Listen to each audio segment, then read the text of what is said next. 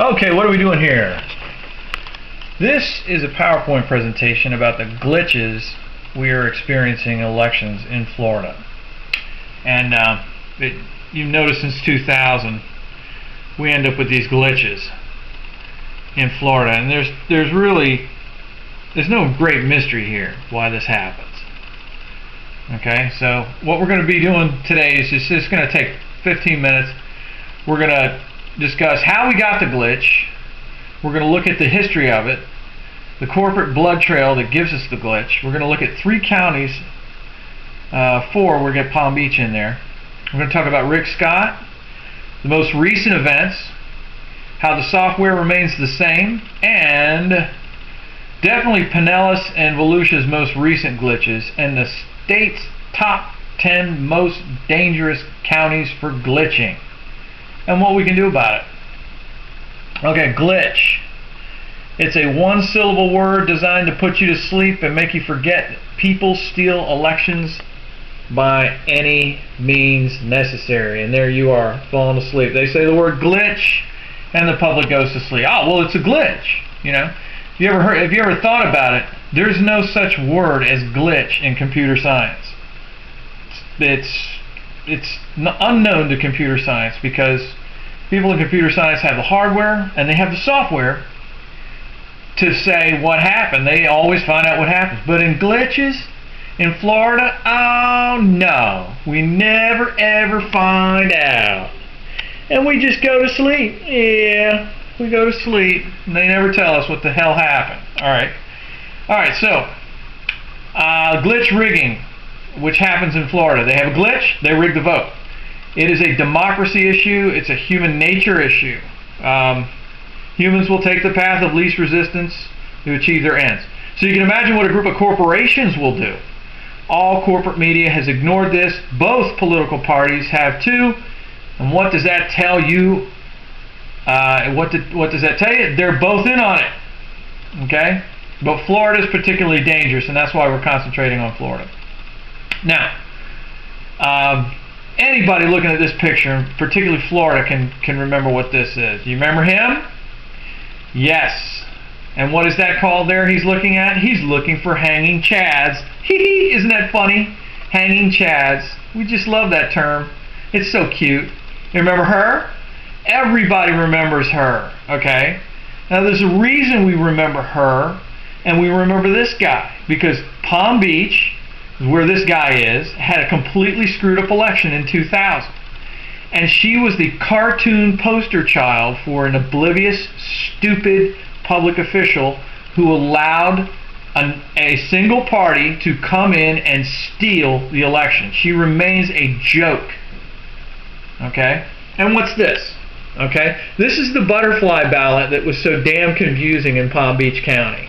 And it makes no sense. Where are you supposed to push the stylus? And there was a reason for that. Okay? Now, what you don't know about is this lady here, who was the supervisor of elections for Volusia County while all the aforementioned was going on. Okay? And you don't know what she's doing there. She's passing bum information off to some investigators for black box voting. She's giving them the wrong poll tape.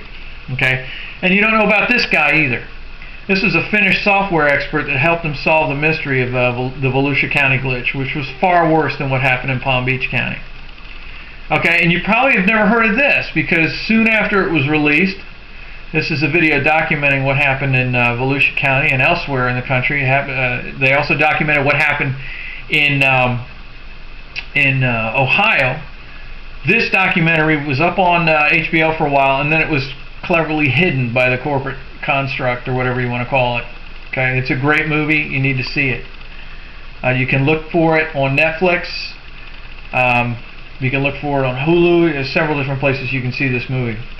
Okay, the Volusia glitch of 2000. The voting elections machines by Global Elections voted backwards for Al Gore 16,022 times in a precinct with just over 600 voters. So you tell me how that happens, because it looked to me like some kind of quantum wormhole. Okay, so people say, well, I never heard of this.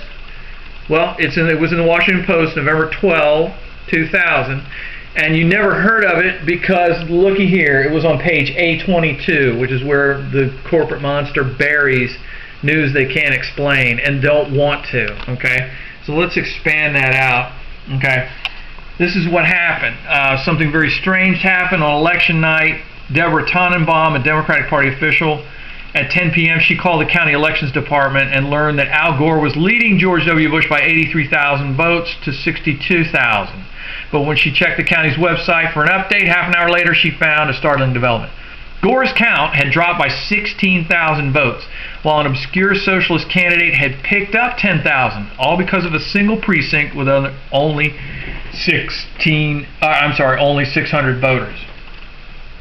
All right, that was never explained. It's never been explained to us. Instead, let's go back to Palm Beach, and this guy, isn't he funny, the bald man with the big magnifying glass? He's so funny in the hanging chads. Yeah.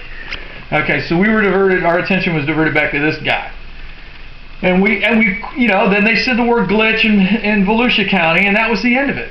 Okay, so that wasn't explained. All right, it ignores one simple fact: voting software should never, ever be able to count backwards. Ever. Can you tell me a world in which vote counting software needs to be able to count, to have that functionality to it, to count backwards? Okay, and the other thing that happened that has never been explained, because obscure socialist candidate picked up 10,000 votes, that meant someone was trying to cover their tracks. There is no way this wasn't a hack. Okay, what do we have? The inconvenient fact that we have the number of voters voting, okay, for Volusia County remains the same, whether you hack the vote or not. So if you add 16,000 backwards votes to Gore, you have to counterbalance on the side somewhere to show that the number of voters and the number of votes matched. Otherwise, you've got big problems. So the fact that this was added back indicates someone was perpetrating a fraud. So what happened?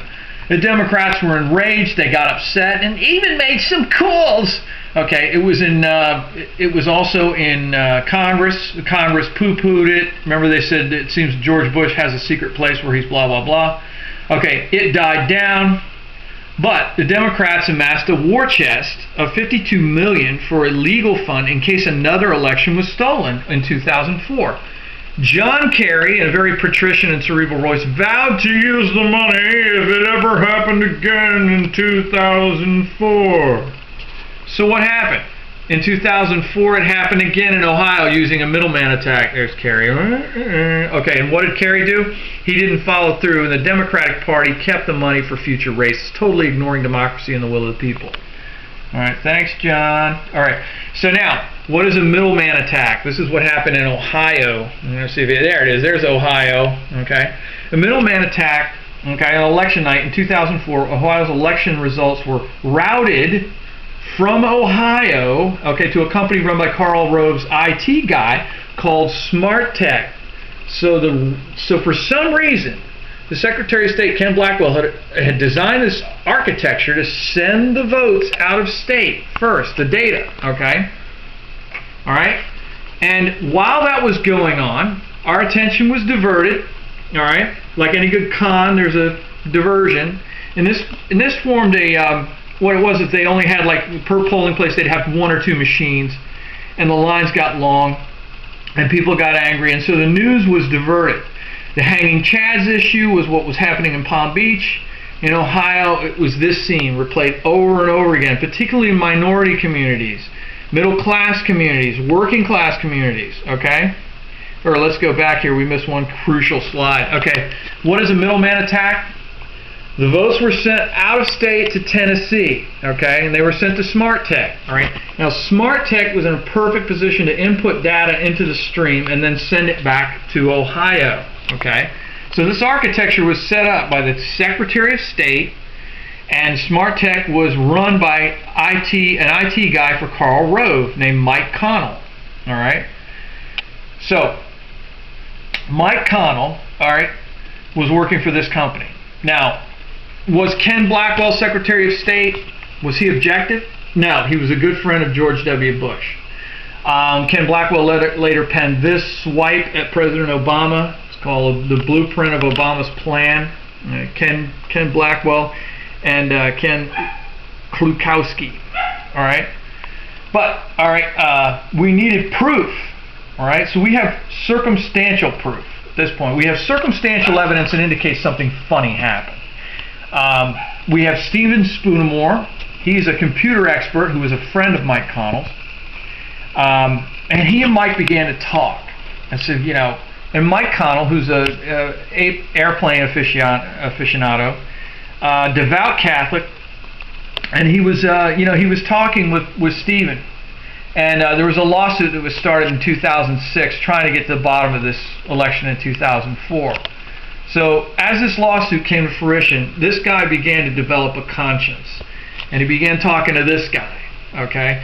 And this guy is a very competent computer expert. He's also a Republican, all right? So he began talking to people and saying, look, this is wrong. I'm a Republican, but I'm not a fascist. I don't want the takeover of our country and our democracy. And then there's these two other guys that I want to talk about. There's Clint Curtis, an IT expert for Yang Enterprises and a former NASA engineer, now running for Congress. And this guy, who we all should know, is Tom Feeney, former Speaker of the House of Florida. Now, why they are important? Okay, Feeney, in 2000, Feeney asked Yang Enterprises, which is this guy's firm. Feeney said, look, I want you to build some software that can rig an election by voting backwards. This was in 2000. And Clint Curtis was approached to do this. All right. Now, Feeney also, for some strange reason, is the chief lobbyist for Yang. So he walked in one day and said, I want you to develop the software. But as Curtis began to discover that this wasn't a test exercise to troubleshoot, this was actually to rig an upcoming election. So Curtis said, no, I'm out of here. He quit. Okay. Now, he was being approached as a expert witness. I believe he was being approached as an expert witness. There was talk of approaching him as an expert witness. So maybe we got Spoonamore, who's testifying third hand, and we got this guy. The lawsuit is developing. Okay. He began really having heart-to-hearts, and he said, look, Mike, you really have to say what you know, because we can't go forward. There's no lawsuit's going to go forward. He gave a polygraph and provided all his information that this was going on. But they still needed Connell to give testimony. Okay? Connell dies in a mystery plane crash. All right? The accident has raised questions about Connell and his work for key figures that might have bolstered the lawsuit alleging electronic voter fraud. Quoting an anonymous close friend of Connell's, Blake Chennault, also reported that twice in the past 2 months, Connell, who is an experienced pilot, canceled flights because of suspicious problems with his plane. He was also warned by several people not to fly the plane because his plane might be sabotaged. So, getting ready to testify, and in fact, if I'm not mistaken, the day before he was going to testify, he crashed. So, a day or the same week, it was near about the time he was going to testify. And somebody correct me if I'm wrong on that. Okay, this is Bush v. Gore. So this is the corporate blood trail that we're talking about here. We're going to talk about. Okay, so when the Volusia glitch happened, this company Global, okay, was responsible. This company Global had all their software and so forth, and all their machines. The software is still in use now. But along comes Diebold, which is a safe maker. So they acquire Global, but it's still the same software. And about that same time, these are the folks. We have Bev Harris, who is a journalist. We have Harry Hursty, who is the computer expert, and we have Ion Sancho, who is the Secretary of State. Oh, I'm sorry, who is the election supervisor of Leon County. Now they worked together on this. Bev started this, and Harry was tapped as an expert, and Ion Sancho helped. And what Harry did was he actually hacked a voting memory card and showed that you can actually flip an election result. As Black Box was doing their investigations, Diebold, who now owned GES, okay, decided to change the name of the elections division. They split it off, and they called it Premier, okay? Now, Premier, that didn't fool anybody because it's just the same old stuff. Okay, it's the same crap software and crap machines. Okay, so that didn't fool anybody. They tried by splitting it off, but it fooled no one. Okay. Meanwhile, we have this company ES&S, which produces the Ivotronics touchscreen system. Now, back in 2000, the CHADS issue was made much. We need CHADS, so we need a completely touchscreen system, and that's what this guy said, who was then PASCO supervisor of elections, Kurt Browning. So he loved the Ivotronics. He loved it. He adored it. Why? It was his baby. It was his idea. We need to go to a paperless system. And when you think about it, it's totally asinine to go to a system that has no vote verification whatsoever. But he was the biggest champion of this. In fact, he was the absolute head of the users group for the ES&S systems in the state of Florida. But a funny thing happened in Sarasota in a race between Vern Buchanan and Christine Jennings. And that funny thing was these machines, you would go down the list, and if you chose the Democratic candidate for governor, it seemed that the machine stopped working. Okay? You could mash on that button all you want to get to vote for Christine Jennings, Democrat, over Vern Buchanan, but it just wouldn't take. Okay? So it recorded 17,000 no votes in one area on the Ivotronics touchscreen. And correct me if I'm wrong on that. Okay, I know the numbers right, but I don't know if it was precinct or whether it was the whole, whether it was just Sarasota. But these machines, these particular machines, it was no other form of technology that failed except these machines. You mash that button. I want to vote for Christine Jennings. And at the end, it would record. You selected no preference for the District 13 congressional race, which is the most hotly contested race other than governor on the system. Okay, so we end up with Buchanan anyway in District 13, and he was recently rated one of Cruz's most corrupt congresspeople, and he's been in there now coming up on 3 terms now. Okay, so Buchanan wins. A lawsuit was filed first by Jennings, okay, and that lawsuit essentially failed because it took too long, and Buchanan was then voted in again. The incumbent was voted in again. So that lawsuit failed. Then there was a lawsuit by citizens to get this result overturned. It also failed. But because of the lawsuit, the new governor, Charlie Crist, decided, where is he? Let me see if I can get him in there better for you. There he is. There's Charlie. Charlie Crist decided, hey, they're right. We need a verified voting system in Florida. And people in the legislature decided, yes, we need a verified system in the state of Florida. Yes, it's ridiculous to use these machines, which you can't demonstrate how many people voted Republican, how many voted Democrat. It was just unfair. So then, Kurt Browning, who was selected as Secretary of State by Charlie Crist, all of a sudden Kurt didn't love these machines anymore. And now Kurt came over here and he was in love with the idea of being Secretary of State. And he was in love with these new optical scan machines. Now in 2007, all elections, with the exception of people with disabilities who still vote on these machines, they vote on what's called optical scan machines. That started in 2007, and we carry forward. Okay, this is what an optical scan machine looks like. So in 2008, this is what you voted on. Okay, and that has paper. It runs through.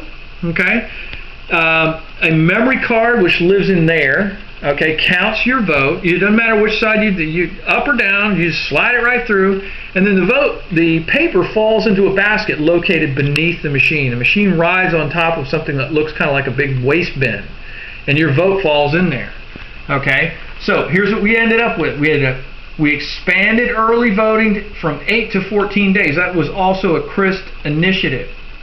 Okay, and because there's a paper trail, those controlling the elections through hacking were caught flat-footed. And we end up with Barack Obama, because Florida has 29 electoral votes.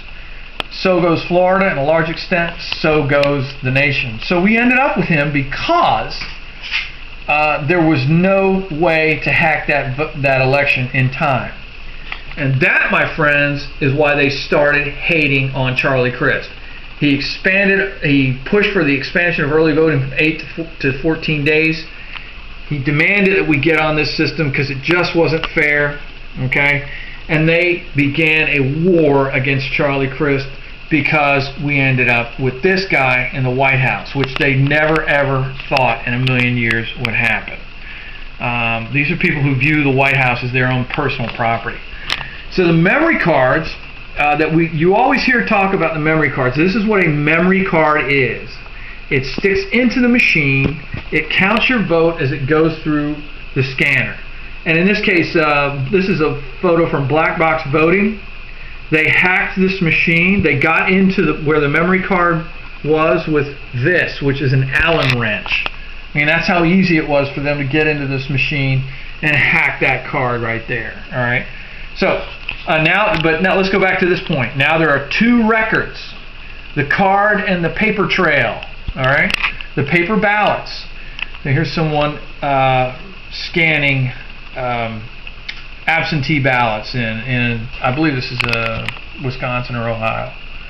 Okay, so we have a blood trail again, the corporate blood trail, ES&S, which made those garbage machines that you mash on the button, it wouldn't happen.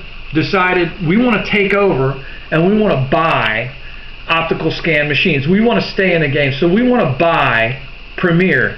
And Diebold was like, I'm more than happy to get, because of Black Box Voting and so on, we're more than happy to get rid of these damn machines. So they wanted to sell them all, sell off the division.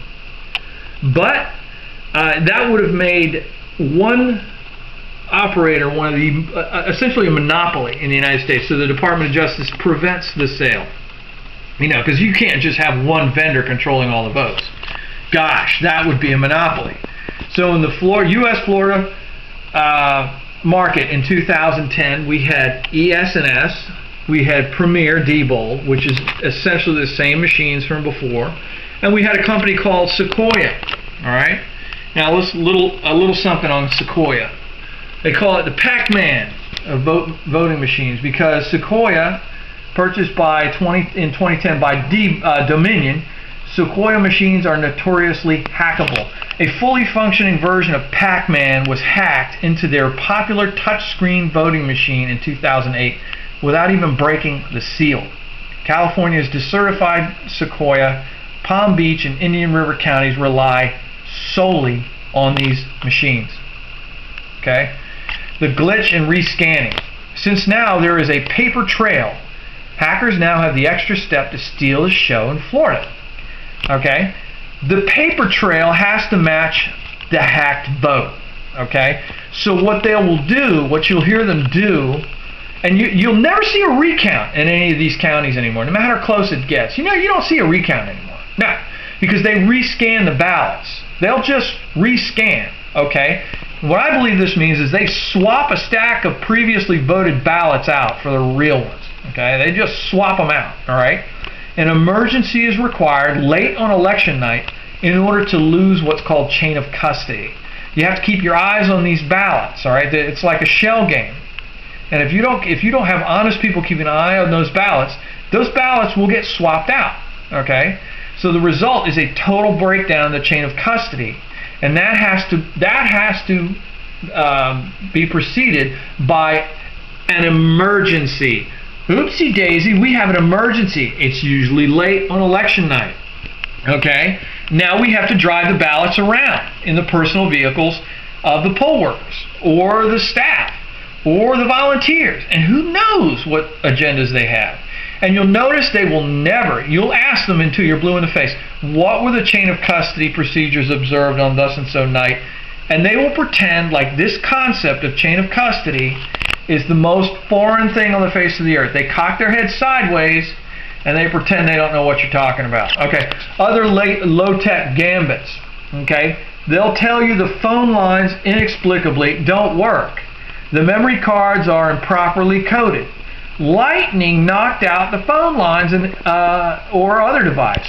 The reporting from such and such place was so long we had to drive the ballots in, okay, which happened in Palm Beach in 2010 as well. Okay, or another thing that we're seeing happening here in Florida, you get everyone to mail in their ballots, okay? So you don't have the troublesome situation where you have to go ahead and swap the ballots out. You just have people, even if you're sitting in your house, 10 feet from the polling place, you get them to mail in. Oh, it's so easy. It's so easy. Let's just mail in the ballots, Herb. Let's not mess with, you'll hear the supervisors talk about, don't mess with all the lines and confusion.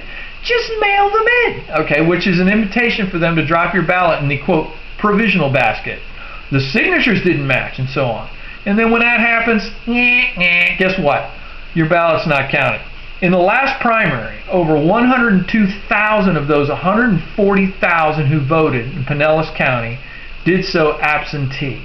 Only 1,612 voted early. That's 73% of those voting in Pinellas. Now that's according to the Supervisor of Elections. 73% decided not to go in to the polling place, even during early voting. And the absentee voting, it was the poll workers who feed your ballots into the machines by hand. They put the numbers on the board, you don't. You can check and you can check to see, I can call in and see my ballot was voted. But do they tell you who you voted for? That information is gone, okay? So if you trust the people being run by a Republican administration down at your polling place, if you trust them, okay, go for it. All right, you're just making it easier for them to steal your vote. Now, Pinellas County was a real interesting case in this last primary, which was in August 14th. Okay, here they are rushing around in the middle of the night. Oh, rush, rush, rush, rush. Here are the bags, okay, with the memory cards in them, but let's talk about it. All right.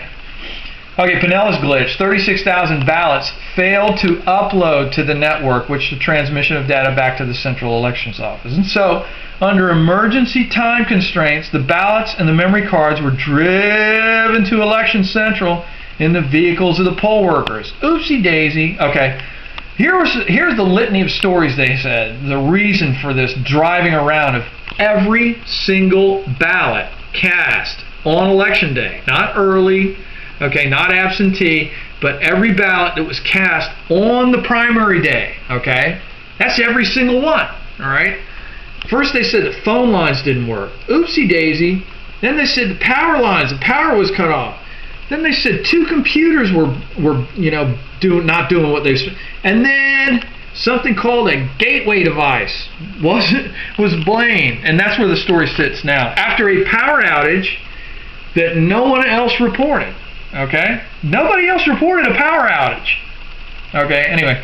And here's the thing.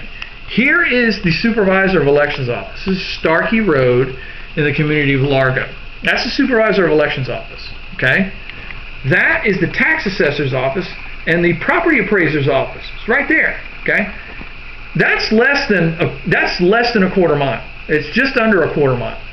Now the funny thing too is this office right here, this in green, this is Rick Scott's old company, HCA, and they're less than 50 yards from the Supervisor of Elections office. Now, I don't know if that's anything, but it's certainly awful strange. Okay, so these two offices right here, they both run on the county system. The county IT department works on both of these systems. Okay, this system failed on election night. Nothing failed here. Okay, they reported a power outage. Okay, at 4:30 in the afternoon. Nope. Okay, these other complexes here, I haven't gotten to call these people to figure out, did you report a power outage? Did you report anything? The media stopped asking questions about this. I just find it amazing that there is Rick Scott's office, or former HCA, Healthcare Hospital Corp of America. All right, there was another one in Volusia. Okay, the number is not coming through the modem. Their numbers are not coming through the modem, okay? Precincts affected were many. The ballots were referred to scanners in all affected precincts. Because of the discrepancy between the ballot counters and the number of signatures Returns from Precinct 441 Deltona were not tallied until late. Okay. Perhaps caused by thunderstorms. All right. Now, this is the extent of the media's inquiry into these things. They can disrupt transmission in a way such as fax transmissions might fail. Oh, okay. Well, she actually probably did the right thing in that she sent the memory cards out to the locations and did it over in some cases. I don't know. The media's level of pursuing these stories is nil. Okay. Oh, and here, I love this. Here are the poll workers. In this case, they're driving some ballots in. Okay, they're just driving. That's one person in that car handing the ballots off to these folks. Okay, and that's the extent. This is from this is from the local newspaper. That's the extent of the security procedures. Here you go. They toss them out of the car to these folks who come out. Who is she? How come there's nobody else with her? She's got a support our troops thing on the back. I support the troops too, but you start to wonder what these people are up to. Where are all these glitches coming from? Palm Beach's latest glitch on March 2012. The Wellington City Council race, software decided the winners were losers and the losers were winners. A 180-degree flip. That is to say, the person who really won the race was declared the loser. Okay, so they had to go in and flip it, and it was only because one of the candidates said, that doesn't seem right. Dominion voting. In this case, it was the Pac-Man machine that was purchased by Dominion. All of the Palm Beach, remember, all of Palm Beaches are on the Pac-Man machines. So Dominion voting was blamed, and they accepted blame in a letter. Okay. Oh, but then they said, no. Palm Beach elections overturned. Hand count reveals the Opti scans mistallied the results. Okay, and then later, Dominion came back and said, we didn't really do that. Okay, Dominion changes its story. Okay, Dominion Sequoia blames Florida Division of Elections for not testing. See, our system failed, but if the Florida Division of Elections had done their job, they would have found the system that failed. It also comes to light that the software is the intellectual property of a Hugo Chavez associated firm, and still is. This is from the Brad blog. This is excellent work by bradblog.com. If you will follow Brad blog, you'll learn all about these elections. I just think that's a hoot. The software is anyway. Okay, there is a fix for Palm Beach. There's an upgraded, and again, this is according to Brad blog. There's an upgraded version of the software available, but it hasn't been certified by the Division of Elections. So, as we go into this next election, Palm Beach will be using software that has flipped vote totals. There's flipped results. Okay, Hillsborough County glitched first and often. 2008 primaries, they glitched. The 2008 general election, they glitched. The 2010 general election, they also glitched. Okay, and a lot of that glitching was a result of this guy, Buddy Johnson. He was appointed a Jeb Bush 2003 Republican appointee after the predecessor decided to run for higher office. He glitched the primary. He was investigated by the FBI and the charges later dropped. He was the subject of an audit by county auditors. They said he misappropriated funds, shifting some $900,000 around. At one point it was said he left a $2.2 million shortfall in the county and had to make it up. Okay, glitched 2008. Okay, rescanned 60,000 votes from early voted areas, predominantly a minority community. Even after swapping votes around and doing all the shenanigans, he still managed to lose his election. Okay, the FBI began investigating Johnson, their former office. It came to light also. This is from the Tampa Bay Times, which was then St. Pete Times. It came to light that Johnson had hired a convicted arsonist who was working as he was working for his chief of staff for some reason, a convicted arsonist who had drug convictions as well. Paid $20,000 for 3 months' work, and they still don't know precisely what the guy was doing. Okay, all right. Even though Johnson was obviously doing some shenanigans, in a very squeaker election, this lady won, a former county commissioner named Phyllis Busansky. She won by a slim margin, voted in November 2008. She's a Democrat, former county commissioner. She aided the FBI investigation into her predecessor. During that time, they found 443 voted ballots from the 2008 election. Okay? They found ballots from the previous election, voted. That means somebody flipped out ballots. Okay? Because the vote totals equaled the number of people who voted. The vote totals on Mr. Buddy Johnson. Okay? Oopsie daisy. Okay? People who knew her said that she was maybe a little tired. You know, I don't know. You know, she was a little tired the night before. But you know, this is a very convenient time for her to die. And what I always think about is you know, people die. Statistically speaking, you're going to die where you are most often, which is home. Okay, you might die in the car driving to work. Say you have a medical issue or whatever. You might die. You know, most people actually, it's pretty ignominious, but people die on the pot in the morning, on a Monday morning. A lot of stress, okay, and they'll die on the pot in the morning, have a heart attack. I'm going to give you a short clip of Busanski here, because, let's do this. I'm going to give you this short clip on Busanski, and I want you to bear in mind that this is 7 months before she died. And you tell me. And we gotta turn the sound up.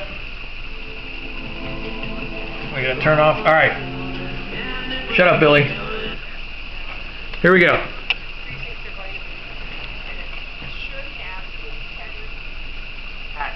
All right, come on back here. All right. Keep in mind, this is just months before her death. I'm Phyllis Busanski, and I'm running for supervisor of elections.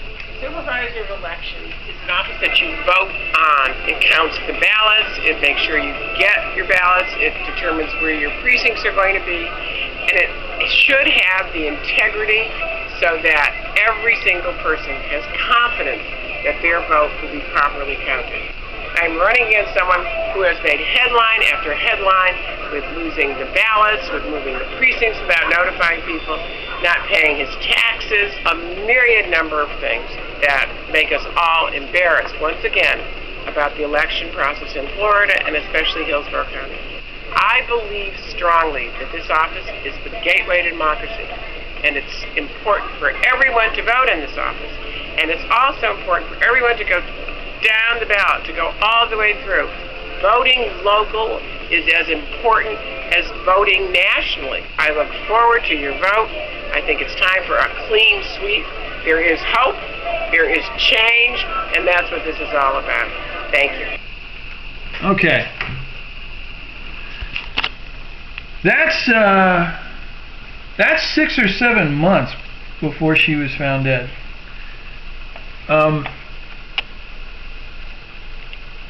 You know, you decide, okay? But the fact of the matter is, people die of natural causes, and people die conveniently of natural causes. Her death could not have come at a more opportune moment. And not only that, the Republicans made quick work of stepping over the body and absolutely appointing a Republican. And this was Charlie Crist's work. So, you know, some people are capable of, you know, doing service and then at the same time voting exactly according to party. Okay, so we got this guy, all right? And Hillsborough glitch happened in November 2nd, 2010. Ooh, this number also. Why is it always this number of ballots have to be rescanned? Okay, so 38,000 ballots were hand scanned in the middle of the night. Cards failed to upload and transmit. Yeah, that's how it happens. Okay, all from middle to lower income students, minority community. This was mostly like Temple Terrace around USF. Okay, 50% of the ballots cast in the last 3 days of early voting. Okay, 15% or 50% of 77,000. All right. So the media's last word on this was November 3rd. Okay, Christian Wade. All right, and he absolutely says, like, we're going to make sure this doesn't happen again. Blah blah blah. Okay. glitch was used in this article maybe 10 times, okay? Never explained. And Mr. Wade stopped asking questions after this. And the Tampa Bay Times stopped at. This is the Tribune, the Tampa Bay Tribune, which is right across the bay, actually in Clearwater.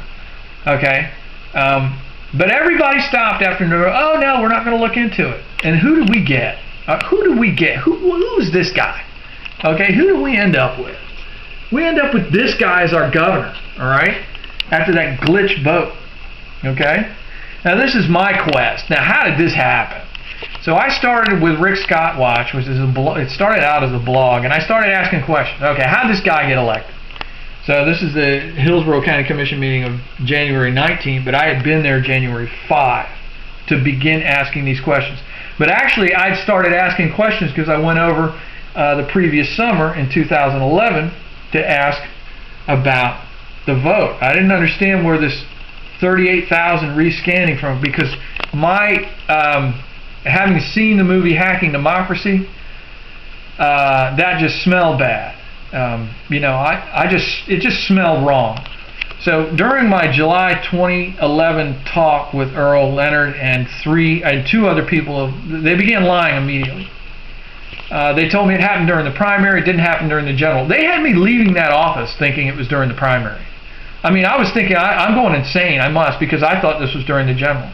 I mean, like all of you, I sat and waited until the following.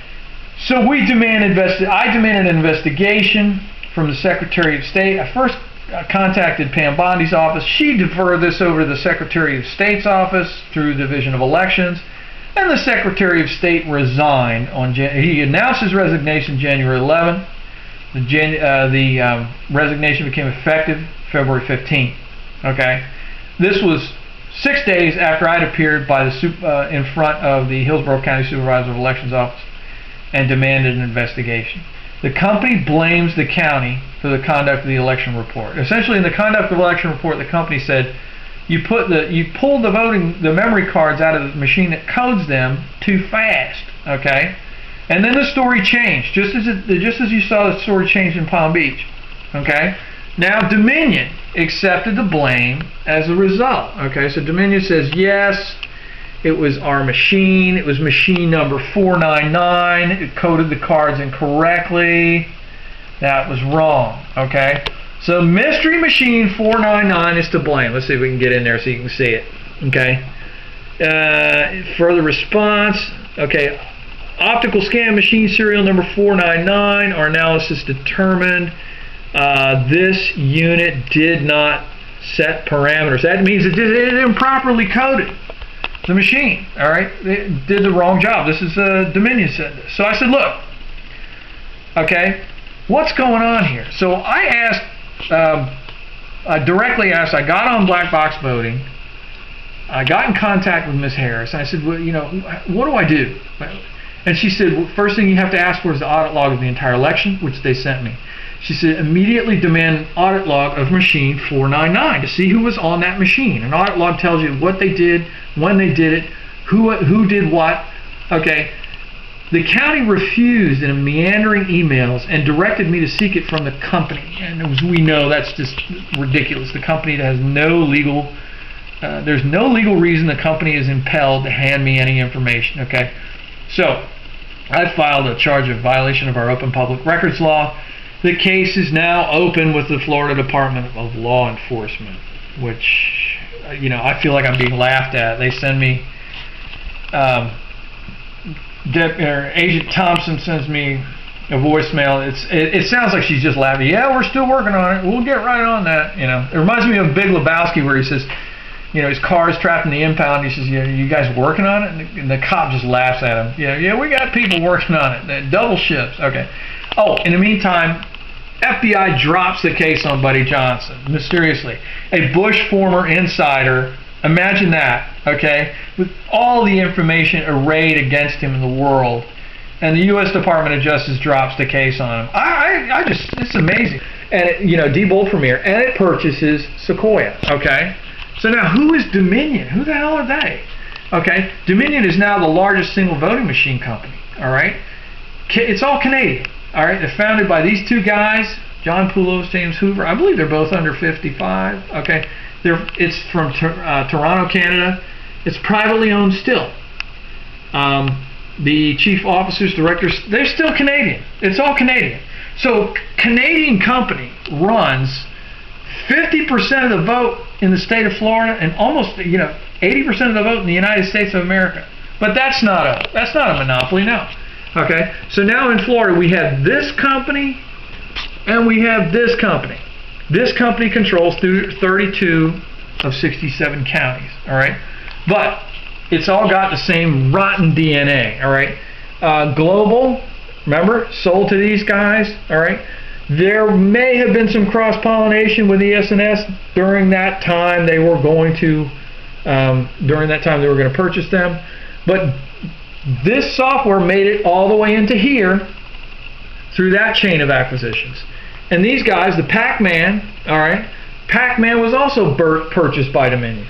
So all this crap software and hardware is all the same, and I'm going to say it, shit. Okay, and now these two guys control the election of 2012. Okay, Governor Rick Scott and Ken Densner, all right, is our Secretary of State, a Bush family insider, former acting Secretary of State under Jeb Bush, and a former beer lobbyist. Okay, so thank you very much. That's who's controlling this coming election, all right? And you've seen what he's done, all right? You've seen what they've both done, okay? Try to curtail early voting. They've managed effectively to curtail early voting, even though what they did was absolutely unconstitutional. They've done that. They've sufficiently bullied people away from registering people to vote. Okay, so they bullied their asses and prevented people from voting. They've claimed $1,000 fine. They were going to put a $1,000 fine for every time you sent in a registration that was over 48 hours from the time it was filled out. I mean, they've worked on that angle, and I have to ask you: do you think for a second these people, all right, and people connected with the Bushies, do you think for 1 second these people aren't going to steal this election? Okay, you must be dreaming. All right, this is from the New York Times.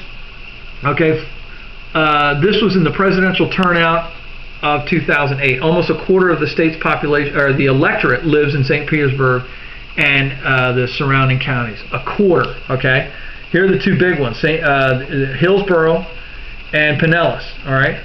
Also, we have a big population of so you match that with the fact they are the most populous areas, all right, and you match that with they have a clear penchant towards Obama in the previous election. And look at South Florida. They're all Obama, all right? So now we begin to look at it. Where do glitches actually happen? Imagine Hillsborough, Tampa, Pinellas, St. Pete, and Clearwater, Volusia, Daytona, DeLand. Okay, this is where the glitches happen. Huh? Really? No, you don't say. Okay, if these were accidental, okay, if these were accidental glitches, wouldn't they happen all over the state? Oopsie daisy, oopsie daisy, oopsie daisy. Okay, wouldn't it be just pure? The chances that the glitches would happen in other parts of the state, wouldn't that be true? But no. Hillsborough, Tampa, Pinellas, Volusia, and Palm Beach. That's where glitches happen, little boys and girls, and they expect you to believe they're accidental. All right. So here's a rundown of the counties. Okay. So the green indicates Dominion, the red indicates ES&S. Okay. And in lavender, I've also placed what is Pac-Man software, all right? That would be the machines which have, Pac-Man or Ivotronics by ES&S. This is the Americans for Disabilities. Where are they? Okay. If you are, Americans for Disabilities, okay, and you voted on an Ivotronics machine, which has a penchant for not allowing you to vote for Democrats, okay, there's your blue, all right? So I've made this little matrix here, and I've categorized every county, how they voted, all right? And I've come up, Leon County has the most up-to-date, at least the software is up-to-date, it's the most advanced, It's all one thing. It's Dominion, GEMS, AccuVote, right across the board. You notice in Leon County there is no iVotronics. They won't have iVotronics because Leon County is run by Ion Sancho, who seems to be the most honest guy in the bunch. Okay.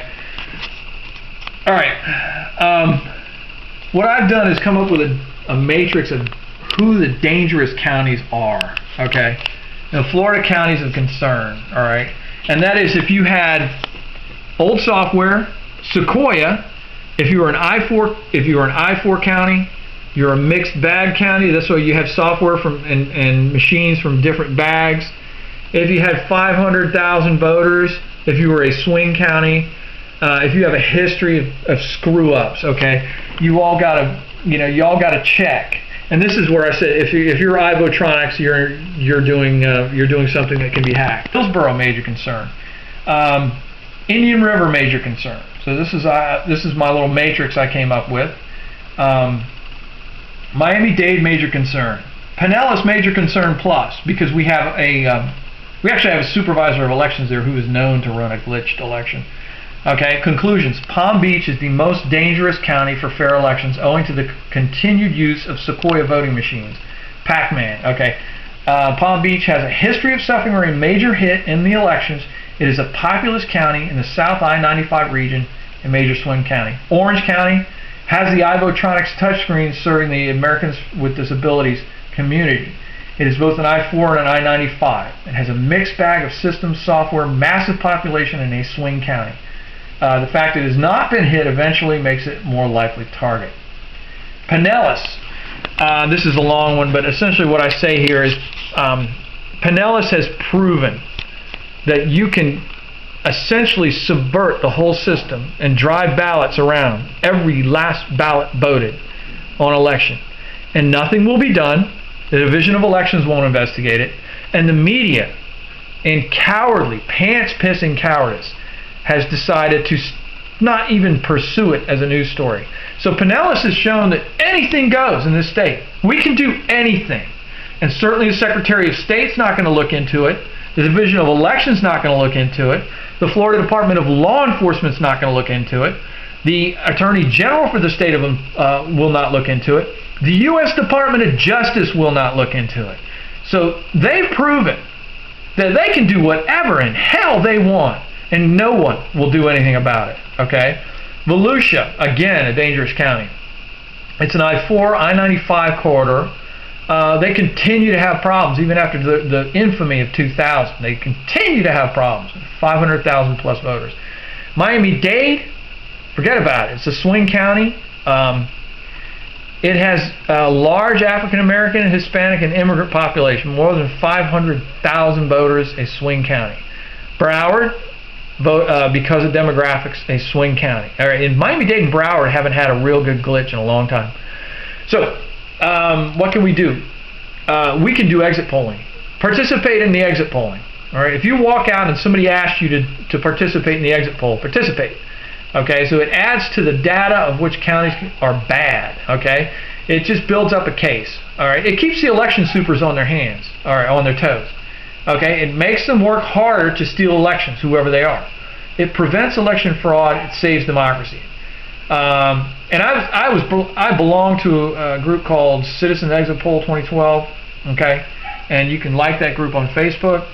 I'm going to go off and do my own thing now, my own journalism thing to try to catch the counties. We need to focus on those counties. So if you live in those counties, okay, those counties that I mentioned, you need to look at Citizen Exit Poll 2012 as a possibility for doing this. All those counties. Save democracy, prevent election fraud, get involved. Okay, and thank you very much. I'm David Kearns. I wrote Rick Scott Watch. I have also written the book Rick Scott, Enemy of the State, and I'm working on another book right now. So if you want to get a copy of Rick Scott, Enemy of the State, go to Amazon, Kindle, look for Rick Scott, and you'll see my book right there.